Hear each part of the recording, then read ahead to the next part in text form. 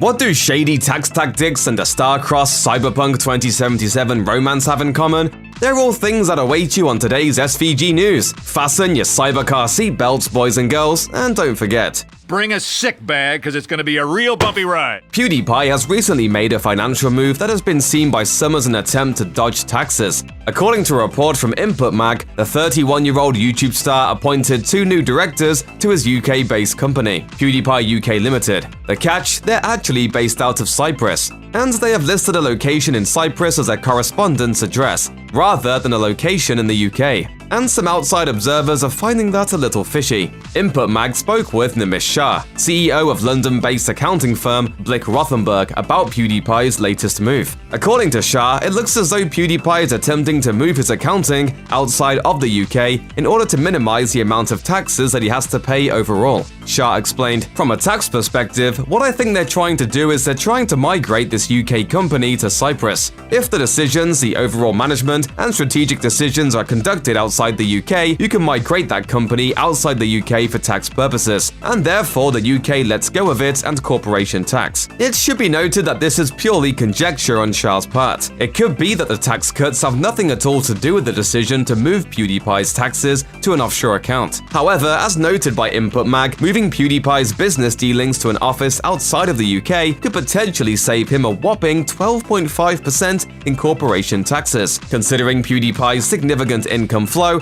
that's a good chunk of money. However, Shah mentioned that this plan is not foolproof. There's still a chance that PewDiePie would have to continue to pay UK taxes if a portion of the company's control is still based in the UK. Plus, it's worth noting that while this business strategy may sound sneaky, it is also not an illegal move on PewDiePie's part. Taxes have been a hot topic for discussion within the last year among content creators. A few months back, Ninja complained about how frustrating it was that roughly half of his income was being paid in taxes every year. Do you know how much it blows if you make, let's say, $50 million, that $25 million of that literally gone? Ninja received a bit of negative backlash from that discussion, and justifiably so. As of January 6th, there have been no response from PewDiePie or his representatives regarding the report from Input Mag. Cyberpunk 2077 has several romance options available for players, but they're all also fairly restrictive. If you pair the wrong voice with the wrong body type, you will lock yourself out of the chance to ask certain characters if they want to date.